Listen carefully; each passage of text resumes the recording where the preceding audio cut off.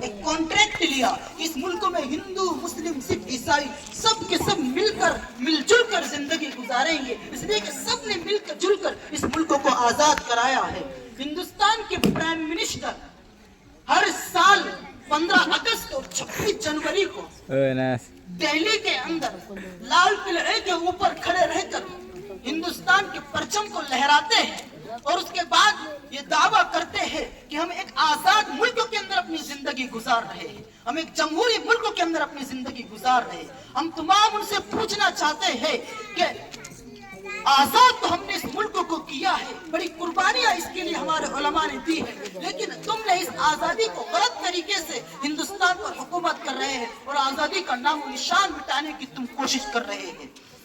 آزادی کس بات کی؟ کہ آزادی کا مطلب یہ ہے کہ مسلمانوں کی عبادت گاہوں پر حملے کیے جاوے، کہ آزادی کا مطلب یہ ہے کہ مسلمانوں کے مدارس کو ختم کیے جاوے، کہ آزادی کا مطلب یہ ہے کہ مسلمانوں کے مذہبی قوانین کو ختم کیا جاوے، کہ آزادی کا مطلب یہ ہے کہ غلط نعرے پیش کیے مسلمانوں کو لگانے پر مجبور کیا جاوے، کہ آزادی کا مطلب یہ ہے کہ مسلمانوں کے نام سے موسوم جو شہر کے نام ہے ان شہروں کے ناموں کو بدلا جاوے، کہ آزادی کا مطلب یہ ہے کہ حجاب کے نام پر مسلمانوں کی بہن بیٹیوں کو تعلیم سے محروم کر دیا جاوے۔ ہم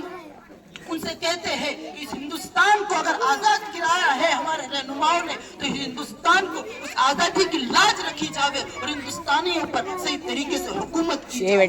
ابھی تک پاؤں سے چمٹی ہے زنجیر غلامی کی، ابھی تک پاؤں سے چمٹی ہے زنجیر غلامی کی، آ جاتا ہے آزادی کا مگر آزادی نہیں آتی۔ اب ہم تمام کو یہ چاہیے کہ ہم مل جل کر ہندوستان میں رہے اور مسلمانوں کو خاص طور پر چاہیے کہ مظلوم بن کر نہ رہے، وہ کمزور بن کر نہ رہے، وہ اپنے آپ کے اندر پاور پیدا کرے، سیاست میں اپنا حصہ لے اور اپنے بچوں کو تعلیم کے اعتبار سے پاورفل بنائے، جب جا کر ہم ہندوستان کے اندر آزاد طور پر زندگی گزار سکتے ہیں اور اپنے حقوق کی اپنے رائٹس کی مانگ کر سکتے ہیں۔ اب میں اخیر کے اندر ایک شعر کہہ کر اپنی بات کو ختم کرتا ہوں کہ بھلا بھلا رکھنا یا رب میری یادوں کے اس چمن کو، بھلا بھلا رکھنا یا رب میری یادوں کے اس چمن کو، کہ جگر کا خون دے دے کے پالا ہے جس نے ہم سب کو۔ اللہ تعالی ہم تمام کو عمل کرنے کی توفیق عطا فرمائے، ہمارے ملک کی حفاظت فرمائے۔ وآخر دعوانا الحمدللہ رب العالمین۔